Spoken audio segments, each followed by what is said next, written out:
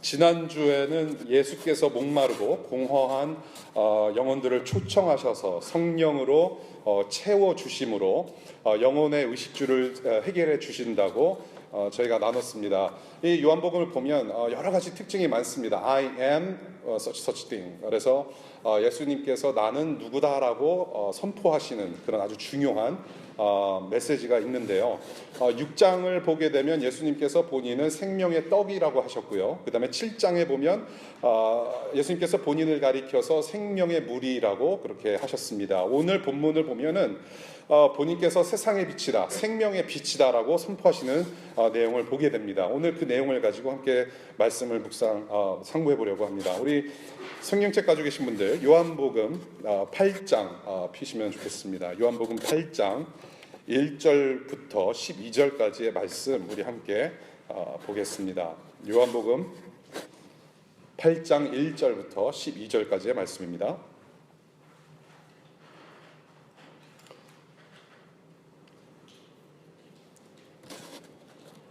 예수께서는 올리브 산으로 가셨다.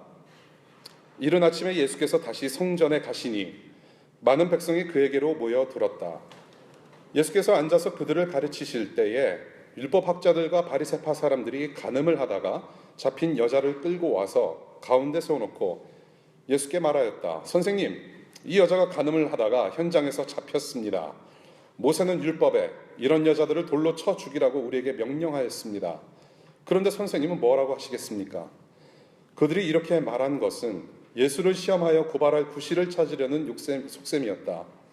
그러나 예수께서는 몸을 굽혀서 손가락으로 땅에 무엇인가를 쓰셨다. 그들이 다그쳐 부르니 예수께서 몸을 일으켜 그들에게 말씀하셨다. 너희 가운데서 죄가 없는 사람이 먼저 이 여자에게 돌을 던져라. 그리고는 다시 몸을 굽혀서 땅에 무엇인가를 쓰셨다. 이 말씀을 들은 사람들은 나이가 많은 이로부터 시작하여 하나하나 떠나가고 마침내 예수만 남았다. 그 여자는 그대로 서 있었다. 예수께서 몸을 일으키시고 여자에게 말씀하셨다. 여자여, 사람들은 어디에 있느냐? 너를 정죄한 사람이 한 사람도 없느냐? 여자가 대답하였다. 주님, 한 사람도 없습니다. 예수께서 말씀하셨다. 나도 너를 정죄하지 않는다. 가서 이제부터 다시는 죄를 짓지 말아라. 예수께서 다시 그들에게 말씀하셨다. 나는 세상의 빛이다. 나를 따르는 사람은 어둠 속에 다니지 아니하고 생명의 빛을 얻을 것이다. 아멘. 주님의 말씀입니다. 기도하겠습니다. 하나님 아버지, 아무런 소망 없던 죽어있던 자들에게 한 줄기 빛으로 소망되어 주시니 참 감사합니다. 이 시간 우리 주 예수 그리스도 그분의 영광을 말씀을 통해서 접하고자 합니다. 하나님 아버지, 말씀을 읽고 이 말씀을 듣는 동안에 성령의 그 조명의 빛을 우리 마음과 가슴과 영혼에 강력하게 비춰주시고 헛된 시간 되지 않도록 주님 이끌어 주시기를 간절히 기도합니다. 혼탁한 세상 속에서 예수 그리스도를 사랑하는 자들로서 어떻게 살아가야 하는지 주님 우리에게 지혜 또한 주시고 이 어두운 세상 향하여서 우리가 한 발짝 한 발짝 나아갈 때에 이 말씀이 우리의 힘이 되고 우리의 모든 것이 되어서 쓰러지지 않고 주님 오시는 그날까지 전진해 나아가는 우리 모두가 될 수 있도록 우리를 이 시간 새롭게 하여 주옵소서. 감사하며 예수님 이름으로 기도하였습니다. 아멘. 여러분들 오늘 본문을 좀 다시 한번 보셨으면 좋겠는데요. 여러분들 성경책을 보시면 어떤 성경에는 오늘 본문이 괄호로 표시되어 있습니다. 괄호로. 이 본문이 괄호로 표시되어 있는데요. 이 괄호는 요한복음의 가장 오래된 사본들에게는 없는 내용이라서 그렇습니다. 그 오래된 사본들에는 이 내용이 없고요. 그 대신 나중에 쓰여진 사본에 있는 내용이라서 따로 표시를 해놓은 것이고요. 그래서 나중에 이 요한복음 안에 이 본문이 나중에 첨가가 된 것입니다. 요한이 사용하는 문체가 약간 다르고요. 스타일이 조금 다르고, 그다음에 요한복음 7장과 9장 사이에 어떤 문맥을 봤을 때, 흐름을 봤을 때 왜 이 내용이 첨가가 되었는지 약간 좀 생뚱맞은 그런 내용으로 구성되었기 때문에 괄호로 표시한 것입니다. 연결이 부드럽지가 않습니다. 그래서 제가 쭉 공부를 해보니까 많은 신학자들이 이 부분에서는 주석을 많이 기피한 그런 모습을 보게 됩니다. 그런데 제가 좀 보면서 이것은 요한이 쓴 것이 맞고 어떤 특별한 목적이 있다라는 것을 발견을 했습니다. 요한이 복음서를 쓴 큰 목적에 상당히 그 부합하는 내용으로 가득 찼다라는 것이고요. 그다음에 요한복음의 특징 여러 가지가 있는데요. 이 요한복음은 신학적으로 굉장히 풍부합니다. 그냥 마가복음, 마태복음, 누가복음과는 다르게 이 요한복음을 잘 공부하면 어떤 풍성한 그 진리, 그 신학이 굉장히 그 풍성하게 담겨져 있습니다. 오늘 본문도 또한 이 일관된 그런 어떤 흐름 속에서 신학적인 풍요로움이 있고요. 이것이 사도 요한이 전하고자 하는 의도가 충분히 담겨져 있다라는 것을 보게 됩니다. 그래서 성경에 포함해도 전혀 문제가 없다라고 저는 생각을 하고요. 오늘 말씀을 통해서 좀 깊은 은혜를 좀 함께 나눴으면 좋겠습니다. 일단 1절과 2절을 볼게요. 사건이 오늘 보시는 사건의 배경이 됩니다. 지난주 7장 마지막 절은 예수를 불신하는 사람들이 각자 집으로 떠나가는 장면이 있습니다. 그러고 난 다음에 바로 8장 1절이 시작이 되는데요. 예수께서 올리브산, 즉 감람산이라고 하는 산으로 올라가셨다라고 기록을 합니다. 그리고 거기서 계셨다가 2절을 보니까 이른 아침에 예수께서 다시 성전으로 가셔서 가르치셨다라는 내용을 삽입하고 있습니다. 사도 요한이 왜 굳이 이렇게 배경 설명을 했을까? 그냥 예수께서 하룻밤 잘 어디서 주무시고 성전에 가셔서 사람들을 만나서 이렇게 사건이 진행되었다라고 하면 될 텐데 왜 이렇게 굳이 배경 설명을 했을까라는 것을 생각해 보면 오늘 주제를 암시하고 있다라고 저는 봅니다. 그리고 그 오늘 내용, 오늘 이야기를 더욱 풍성하게 하는 주님의 그 행적을 의도적으로 그려냈다라는 것을 1, 2절에서 보게 됩니다. 우리 한번 1절 다시 봅니다. 올리브산이라고 되어 있습니다. 이 올리브산이 의미하는 바가 굉장히 많아요. 첫 번째로는 예수께서는 집이 없으셨습니다. 부동산 없으신 예수께서 산에서 주무시기도 하고요. 그 다음에 아무도 없는 한적한 곳에서 기도하신 그런 장소이기도 합니다. 또한 이 곳은 앞으로 사람들 앞에서 예수 그리스도께서 승천하신 곳이기도 합니다. 굉장히 의미가 있는 것이죠. 특별히 여러분들이 성경을 읽으실 때 산이라는 단어, mountain, 이 산이 등장을 하게 되면 주로 하나님의 통치, 하나님의 영광을 의미하기도 합니다. 그 다음에 이른 아침에 예수께서 나타나셨다라고 얘기를 하죠. 아침에 어둠이 모습을 감추고 태양이 강렬한 빛을 내뿜으면서 떠오르듯이 세상의 빛 대신 예수께서 내려오셔서 이 땅에 등장하신다라는 것을 보여주고 있습니다. 성전에 오셔서 앉으셨다. 이 앉으셨다라는 의미도 동일한 그런 어떤 의미를 내포하고 있습니다. 지난주 본문에서는 많은 사람들에게 일어나서 가르치셨다라고 하셨는데 오늘 본문을 보니까 앉아서 말씀을 가르치셨다고 이야기를 합니다. 주님께서 어디에 앉으셨다라는 의미는 왕좌에 좌정하셨다라는 어떤 통치하심, 좌정하심, 왕으로서의 모습을 의미하기도 합니다. 따라서 1, 2절의 배경을 좀 우리가 생각을 해보면 이런 겁니다. 앞으로 펼쳐질 오늘의 이야기는 그 주권과 핵심은 하나님의 아들 예수 그리스도께 있다라는 것을 충분히 이야기를 해주고 있다라는 것이죠. 오늘 이야기 속의 그 주권, 주인공, 핵심 인물, 알파 앤 오메가, 처음과 끝은 예수 그리스도라는 것을 암시하고 있다라는 것을 우리가 좀 생각하면서 3절 보겠습니다. 3절부터 6절까지는 사건이 이제 전개가 되면서 많은 사람들이 한 여인을 고발하는 내용입니다. 율법 학자들과 바리새인들이 간통 현장에서 체포한 여자를 데리고 예수님께 나옵니다. 이 사람들, 지금 바리새인들과 율법 학자들은 그 당시 유대 사회의 권력층이 되는 기득권 세력이었습니다. 예수께 이 여자를 율법대로 돌로 쳐 죽일 것인지 아니면 그냥 봐줄 것인지 시험을 해서 예수님을 고발하려고 합니다. 여러분들 그냥 딱 이것을 보면은 혹시라도 여러분들이 그 어떤 페미니즘 혹은 뭐 소셜 저스티스를 공부하시는 분들은 쉽게 어떤 문제가 있을 거라는 것을 발견하게 되는 것이죠.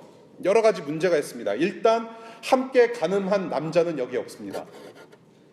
억울하게 여자만 있어요. 그 당시 사회는 남자들이 여자들보다 조금 더 상위에 어떤 사회적 위치로 봤을 때 조금 더 위에 있었기 때문에 공평하게 처리되지 못하는 어떤 그런 인권 유린을 보게 되는 것이고요. 또한 바로 이 사람들이 이 여자를 데리고 재판정으로 가지 않고 예수께 왔다는 데서 또한 문제가 있는 것이죠. 잘못을 했으면 재판정으로 가야 돼요. 콜트를 가야 돼요. 근데 일개 사람에게, 어떤 평범한 사람에게 과거에 기적을 좀 베풀었다고 소문난 사람에게 데리고 왔다는 것 자체도 문제가 있어 보여요. 그렇다고 해서 극본을 짜서 뭐 예수를 어떤 트러블에 집어넣으려고 연극하는 무리수는 아닌 것 같아요. 11절에 보니까 예수님께서 이 여인의 죄를 언급하시면서 분명히 죄인임을 밝히셨다는 거죠. 그런 것을 봤을 때 연극은 아닌 것 같아요. 이 권력층이 예수 그리스도를 어떻게 시험하고 고발하려고 했는지 한번 볼게요. 레위기 20장 10절을 보게 되면 남자가 이웃집 아내와 간통을 하면 그 두 남녀는 사형에 처한다는 법이 있습니다. 그 당시에 사형 집행권이 유대 사회는 없었고요.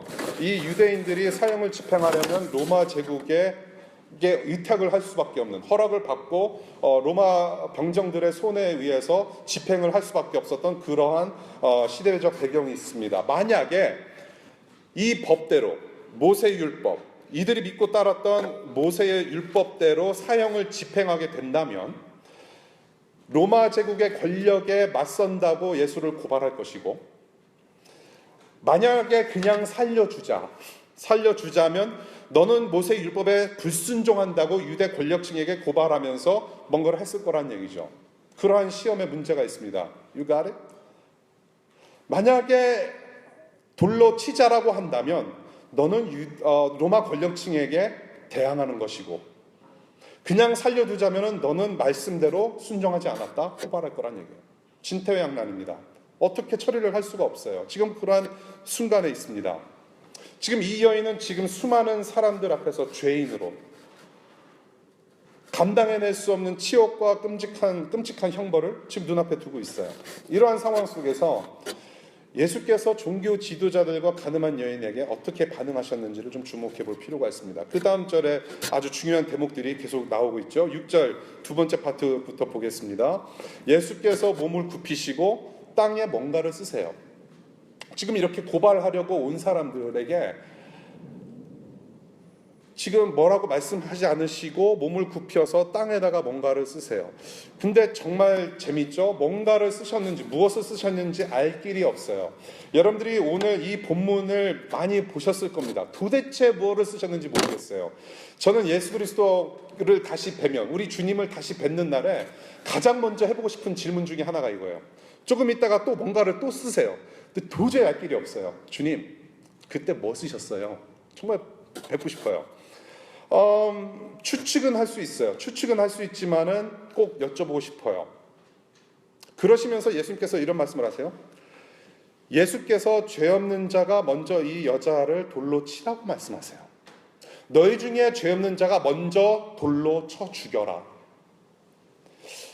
여러분들 이 말씀 구절 많이 들어보셨죠? 상당히 많이 오용되고 있는 구절입니다. 저희들이 너무 잘못 알고 있는 구절이라고 생각이 됩니다. 대통령이 잘못 통치하는데 죄 없는 자가 돌로 쳐라. 그냥 봐주자라는 식으로 말씀하시는 분이 참 많습니다. 특별히 이 말씀을 가지고 내가 잘못한 상황 속에서 쉽게 내뱉을 수 있는 말이죠. 내가 뭔가를 잘못했어요. 근데 내 친구가 내 잘못을 보고 야 저거 너 잘못했다. 그러면 저는 뭐라고 얘기합니까? 그래 너 죄인 아니냐 너도. 먼저 날 돌로 쳐라. 그러다 진짜 돌로 맞아 죽으면 큰일 나는 거죠. 예, 그런 마음들이 있어요. 그런데 그것은 완전히 오용하는 거죠. 우리가 잘못 생각하고 잘못된 의미를 가지고 이 본문을 보게 되는 것입니다. 죄인들 앞에서 죄 없으신 하나님의 아들 예수 그리스도께서, 이 통치자께서 우리에게 깨달음을 주시기 위한 말씀입니다. 이것은 저와 여러분들이 쉽게 인용해서 내뱉을 만한 구절이 아니라는 거예요.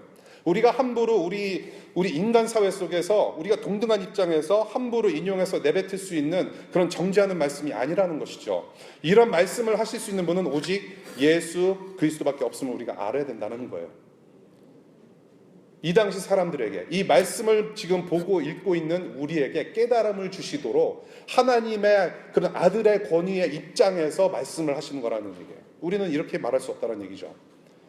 그러시고는 땅에 또 뭔가를 또 쓰세요.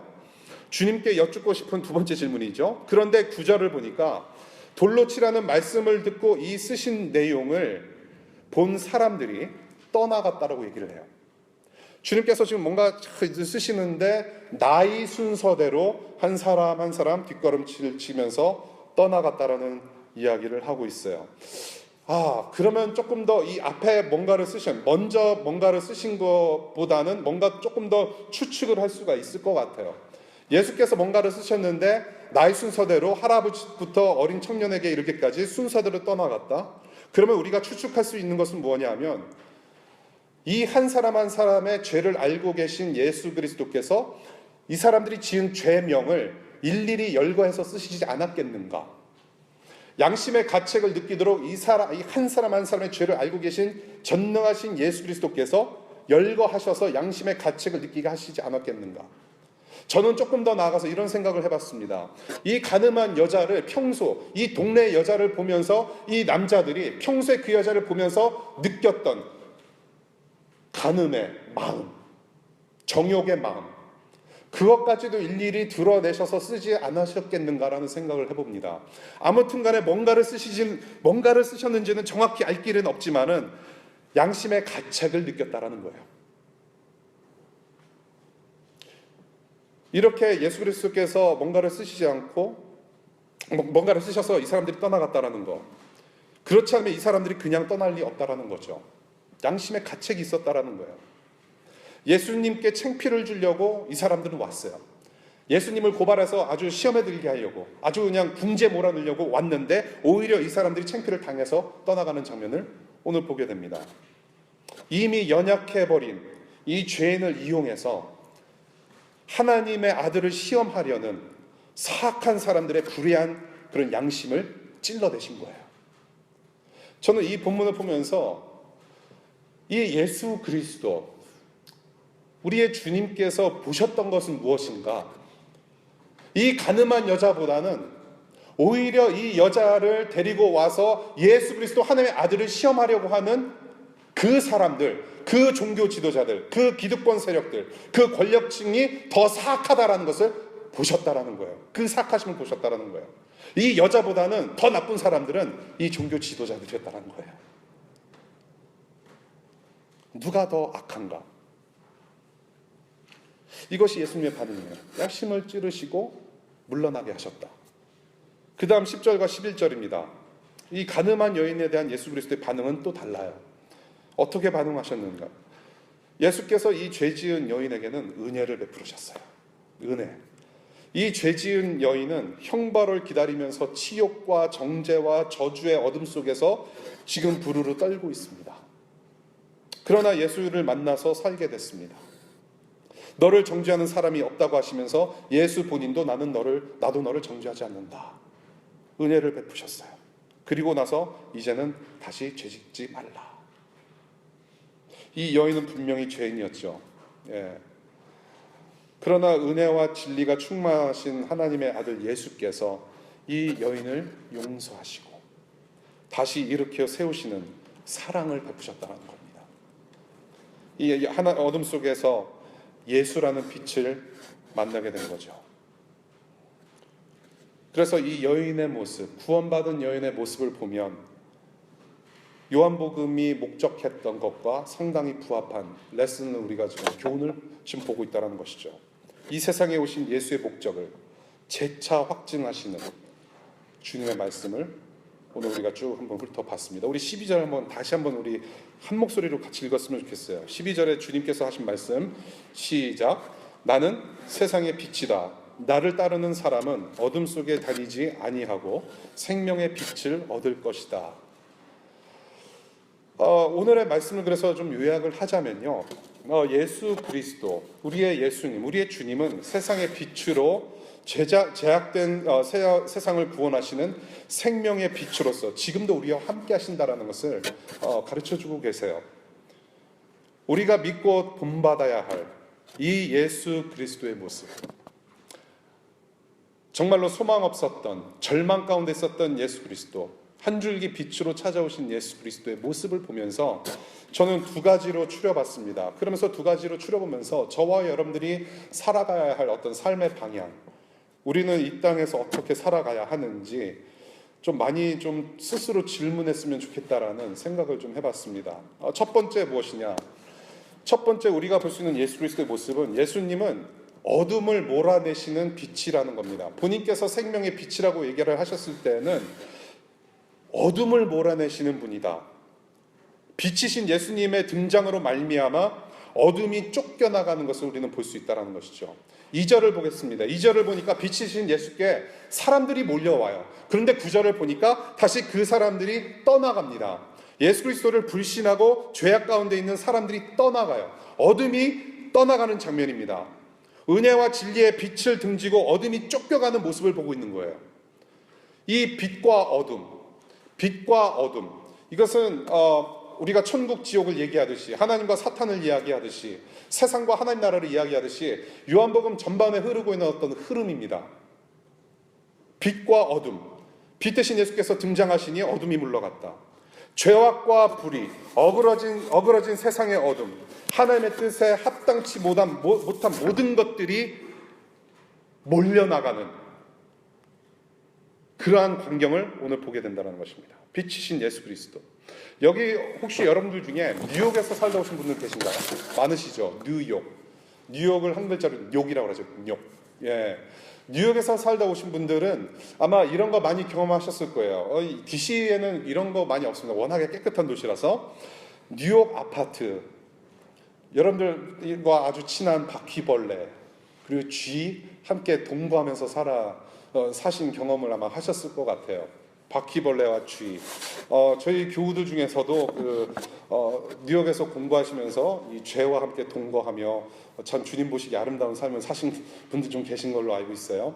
바퀴벌레 얼마나 여러분들 고약한지 알 겁니다. 이 어둠 속에서 여러분 특히 이 문제가 뭐냐면 특히 형제님들 설거지 더럽게 안 해요. 예. 그러니까 이 싱크대 위에 이 음식물 찌꺼기가 있는 설거지를 계속 쌓아놓고 우시시는 자매님들도 계신데요. 이 설거지거리를 가만히 냅두고 생활하다 보면은 벌레들이 고여요. 어두워요. 우리 형제님들 사는 곳은 어둡습니다. 바퀴벌레가 고여요. 그런데 오랜만에 설거지하려고, 오랜만에 물 마시려고 부엌불을 탁 켰는데 뭔가 검은 것들이 싹 없어지는 그런 광경을 좀 목격하셨나 모르겠어요. 저는 많이 봤어요. 바퀴벌레, 제가 그렇게 더럽다는 건 아니고요. 아주 더러운 놈들이죠. 어둠 속에서 풍성하게 잘 지내고 있다가 빛 한 번 빡 들어오면은 다 없어져요. 어둠 속으로 다시 들어갑니다. 우리는 바퀴벌레에게 감사해야 됩니다. 이게 우리의 진리의 교훈을 주고 있어요. 예수는 우리의 마음의 어둠도 몰아내신다라는 거예요.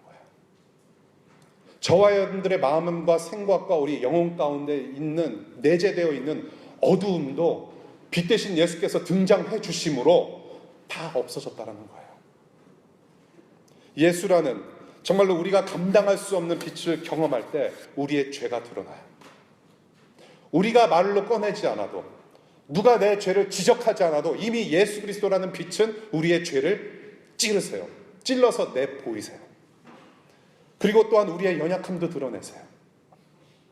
우리가 죄사함 받고 세상을 바라보니까, 빛 대신 예수를 경험하다 보니까 하나님 나라가 보이고 이제는 이 세상의 실체가 보이고, 그래서 지금 우리가 어떤 세상에 살고 있는지 깨닫게 되고, 그래서 나는 이 세상에 속한 사람이 아니고 이제는 하나님 나라에 속한 사람이구나라는 것을 이 빛 대신 예수를 통해서 깨달음을 얻게 된다는 것입니다. 언제? 우리의 어둠이 몰려나갈 때. 더 나아가서 예수 그리스도는 죽음이라는 어둠의 핵을 생명의 빛께서 철저하게 파괴하셨다는 겁니다. 빛 되시는 예수 때문에 이제는 영원한 하나님의 광채 안에, 이 영생이라고 하는 하나님의 그런 광채 안에 우리가 거하게 되었다는 것이에요. 그 영광을 누리시는 여러분들 되시기를 바랍니다. 이 두 번째 예수 그리스도의 모습, 용서와 사랑의 빛으로 오셨다는 것을 보게 됩니다. 용서와 사랑의 빛으로 오셨다. 이미 한 수년 됐죠. 수년 전에 어떤 분이 한국에서 이제 술 취해서 길을 걸으시는데 밤에 맨홀 뚜껑이 열려 있는 것도 모르고 맨홀에 빠지셨대요. 술에 너무 이제 만땅 취해가지고 길을 걷다가 빠지셨는데 이제 정신이 없는 거죠. 떨어져서 아프고 술은 만땅 취해 있고 내가 지금 어디 있는지 주님은 어디 갔나 없고 이제 술주자 정신이 없는 상태에서 밤을 새고 수시간 동안 방황을 했대요. 이거 어떻게 합니까? 그런데 이분께서 어떻게 나오셨냐면 그 어둠의 터널 안에서 저만치 한 줄기 빛을 봤대요. 그 한 줄기 빛 때문에 살았대요. 만약에 춥고 술 취한 상태에서 아무 음식도 없고 채취한 그런 아주 그냥 꼬지지한 곳에서 계속 있었다면 이 사람은 죽었어요. 한 줄기 빛 때문에 살았다라는 이야기죠. 그 빛을 따라가 보니 내가 살게 되었다. 이 지금 가늠한 여인은 분명히 죄인이었어요. 어둠의 터널 안에 갇힌 죄인이었어요. 그런데 빛이신 예수께서 그 여인을 구해주셨어요. 용서와 사랑의 한 줄기 빛으로 다가와 주셨다라는 겁니다. 지난주에 목마른 사람아 다 내게 와서 마셔라 라고 말씀하셨어요. 오늘 본문을 보니까 이 여인이 바로 그 여인이에요. 목마른 여인이 주님께 나와서 용서와 사랑을 마셨어요. 마침내 그 여인을 괴롭히던 죄악과 정죄의 어둠이 물러나가게 되었다라는 것입니다. 저는 이 여인을 보면서, 그리고 이 종교 지도자들을 보면서 소름이 돋았어요. 고발당해서 그 한가운데서 좌절하고 아직도 어둠 가운데서 괴롭힘을 당하고 아무런 소망 없던 이 여인, 지금 이 여인이 서 있던 자리는 성전의 뜰 한복판이라고 이야기를 하고 있습니다. 바로 이 여인이 있었던 자리, 지금 이 여인이 있는 자리는 내가 서야 했던 자리였다는 거예요. 지금 이 여인이 서 있는 심판의 자리, 내 자리이며 여러분들이 서 있어야 할 자리였다는 거예요. 이 여인을 정죄하고 예수를 불신하며 떠나갔던 사람들이 다시 와서 서야 할 자리가 바로 그 자리였다는 것이죠. 그런데 그 여인처럼 죄 때문에 죽어 마땅한 우리 대신에 예수 그리스도께서 빌라도 법정 한가운데 서셨어요.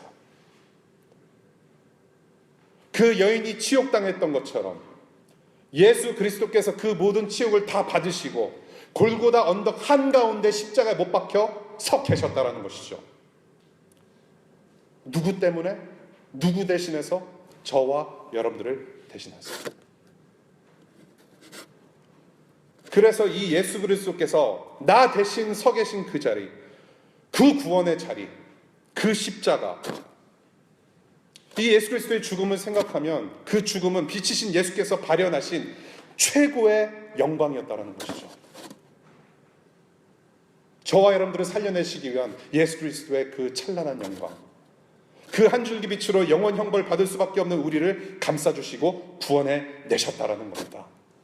저는 이 사실을 여러분들이 계속해서 늘 상기하셨으면 좋겠어요. 저와 여러분들은 뭔가 잘나서가 아니라 뭔가 하나님을 사랑할 수 있는, 아까도 찬양 중에 말씀드렸지만 내가 하나님을 사랑할 수 있는 능력이 있어서 사랑한 것이 아니라 내가 어떠한 능력이 있어서 하나님 나라를 위해서 살아가는 것이 아니라 내가 어떠한 능력이 있어서 내 스스로 구원을 할 수 있는 것이 아니라 오직 예수 그리스도의 죽음 때문이라는 것, 내가 서야 할 그 자리에, 내가 매달려 죽어야 하는 그 자리에 예수께서 대신 죽으셨다는 사실, 우리의 매일의 삶 속에서 이 복음을 리마인드 해야 된다는 것이죠. 여기 아주 중요한 사실이 있습니다. 그래서 11절 볼게요. 11절에 보니까 예수님께서 이 가늠한 여자에게 말씀하시는 이 한마디 말씀이 복음을 함축해서 표현하고 있어요. 나도 너를 정죄하지 않는다. 가서 이제부터 다시는 죄를 짓지 말아라. 예수 그리스도의 복음을 함축적으로 표현하고 있는 중대한 말씀이에요. 이 순서를 한번 볼게요. 순서. 네가 죄짓지 않으면 나는 너를 정죄하지 않겠다라고 하시지 않으셨어요. 순서를 보세요. 나도 너를 정죄하지 않겠다라고 말씀하세요. I forgive you first. 그 다음에 어떻게 합니까? 그 다음에 너는 가서 go. 죄짓지 말고 살아라. 먼저 용서하신 거예요. 그 먼저 용서함을 받고 이 여인은 구원받은 사람으로서 죄와 멀어지는 거룩한 삶을 살게 되었다라는 거예요. 그렇게 명령을 받았다라는 거예요. 이것이 핵심이에요. 이것이 하나님의 은혜이고 이것이 복음이고 이것이 기독교예요. 종교는 religion, 종교는 이게 기독교도 종교가 됐었거든요. 종교는 I do such things in order to be accepted. 내가 구원받고 내가 인정받고 내가 어떤 공동체에 속하기 위해서 내가 뭔가를 많이 해야 되는 것이 종교예요. 내가 뭔가를 많이 해서 accept 받으면은 그런 거구나. 그것이 종교예요. 근데 마치 기독교도 일반적인 종교가 될 수 있어요. 무엇이냐면 내가 구원받기 위해서 내가 교회의 일원이 되기 위해서 내가 하나님 나라 백성이 되기 위해서 율법을 다 지키고 헌금도 하고 교회 오고 예배 참석하고 뭔가 좋은 일 하면은 나는 크리스찬이 될 것이라는 종교적인 마인드가 발생한다는 것이죠. 은연중에. 근데 정말 진정한 복음, 진정한 예수 그리스도의 복음, 이 기독교는 그와 반대예요. God accept me first, so I obey God gladly. That's Christianity. 예수께서 나를 먼저 accept 해주시고 나를 먼저 영접해 주시고 나를 먼저 사랑해 주시고 나를 먼저 받아주셨으므로 그 감격과 감사로 인하여서 내가 예배에 참석하고 헌금도 하고 봉사도 하고 말씀도 공부하고 큐티도 하고 착한 삶을 산다라는 것이죠. 그게 달라요. Religion vs. Christianity. 종교 vs. 기독교. 나도 너를 정죄하지 않는다. 가서 이제부터 다시는 죄를 짓지 말아라. 나를 용서하신 그 예수 그리스도의 사랑의 강제에 둘러싸여서 나를 덮어버리고 정말로 내가 감당할 수 없는 그 주님의 은혜로 이제는 더 이상 죄에 눌린 삶이 아니라 이제는 더 이상 어둠에 눌린 삶이 아니라 빛 대신 예수께서 인도해내시는 거룩한 삶을 살게 되었노라. 그렇게 고백할 수 있는 여러분들 되시기를 바랍니다. 복음의 핵심이 여기 있어요. 오늘 여러분들께 주시는 복음의 메시지입니다. 생명의 빛께서 여러분들에게 찾아와 주셨어요. 그 한 줄기 빛 붙잡아야 돼요. 생명의 빛 되신 예수께서 여러분들 만나주시고 정말로 거룩한 삶으로 이끌어 주시기를 간절히 축복합니다. 사랑하는 여러분, 이 죽음이라는 어둠을 깨고 나오신 예수 그리스도의 무덤, 아까 말씀드렸듯이 우리는 늘 예수 그리스도의 죽음을 묵상을 해야 돼요. 자꾸 여자친구 얼굴, 남자친구 얼굴 묵상하지 마시고 우리가 늘 여전히 묵상해야 하는 것은 학위나 명예나 연봉이 아니라 우리가 늘 묵상해야 하는 것은 이 예수 그리스도의 십자가 복음이에요. 저희 교회는 절기를 지키지 않습니다. 물론 추수감사절은 지켜요. 칠면조 잡아먹어요. 크리스마스와 부활절은 저희는 지키지 않습니다. 여러 가지 이유를 나중에 또 말씀드리겠지만 우리는 매 주일마다 또한 여러분들의 삶 속에서 매일같이 크리스마스 같은 삶을 사시기를 바라고요. 매일같이 부활절 같은 삶을 사시기를 바라는 의미에서 절기를 지키잖아요. 아주 오래된 전통인데 지키지 않아도 되는 전통이기도 합니다. 주일날 저와 여러분들이 늘 와서 예배를 하는 이 예배의 핵심은 무엇이냐면 예수 그리스도의 죽으심과 부활하심이에요. 여러분들의 삶 또한 그러했으면 좋겠습니다. 왜 굳이 12월 25일만 되면 노숙자들을 그렇게 잘 섬겨야 할까요? 왜 12월 25일만 되면 서로 선물 주느라 난리를 칠까요? 왜 우리는 평소에 선물을 주지 않으려고 할까요? 왜 평소에 부활하셔서 지금도 살아 역사하시는 예수 그리스도를 왜 우리는 감지하지 못할까요? 우리 교회 인사 있죠. 예수는 살아계십니다. 2000년 전에 예수 그리스도께서 승천하시고 난 다음에 초대교회가 형성이 되면서 적어도 수백 년간은, 적어도 100년, 200년간은 예수 그리스도께서 살아계시다라는 인사법이 크리스천들의 인사법이었대요. 그만큼 예수 그리스도께서 살아계심이 너무나도 생생해서 그 감격으로 살았다는 것이죠. Jesus is alive. He is alive. He is risen. 우리는 지금 그 감격이 사라졌어요. 부활절만 되면은 설교 말씀 나누는 것이 예수는 부활하셨다. 부활절 노래. 저는 여러분들의 삶 속에서 예수 그리스도의 죽으심과 부활하심, 그 감격이 살아 넘치시기를 정말로 바랍니다. 저는 이 말씀을 보면서 예수 그리스도의 무덤을 다시 한번 생각해 봤어요. 예수 그리스도께서 잠시 누우셨던, 죽으셔서 잠시 누우셨던 그곳은 생명의 빛으로 가득했어요. 부활하셨습니다. 그래서 이 무덤은 이제 저와 여러분들의 운명이 아니라 영원한 생명이 있다는 것을 가르치시는, 이 세상에서 가장 멋진 생명 가득한 설교였다라고 저는 봐요. 세상의 빛으로 오셔서 어둠을 몰아내시고 죄인을 용서하시는 생명의 한 줄기빛 되시는 이 예수를 붙잡지 않으면 우리의 무덤은 여전히, 우리의 운명은 여전히 무덤이라는 거예요. 2002년도에 여러분들 월드컵, 여러분들 중에 혹시 광화문에서 여러분들이 중학생 때, 고등학생 때 혹은 대학생 때 광화문에서 빨간 옷 입고 외치신 분들 있으시리라고 저는 생각을 합니다. 저는 미국에서 그 광경을 봤어요. 2002년도 월드컵 한 게임도 안 빼놓고 다 봤습니다. 나름 빨간 옷 입고 혼자 아파트에서 응원하고 막 그랬어요. 저는 그 광화문에서 여러분들이 빨간 옷을 입고 열광하는 모습을 보면서 저는 환상을 봤습니다. 그 수많은 사람들이 예수 그리스도의 붉은 보혈을 뒤집어 쓰고 주님의 백성들이 되어서 하나님의 보좌 앞에서 예배하는 광경을 저는 봤어요. 저는 2016년 광화문에서 촛불을 켜고 조국의 어둠을 몰아내고자 하는 모습을 보면서 저는 또 다른 환상을 봤어요.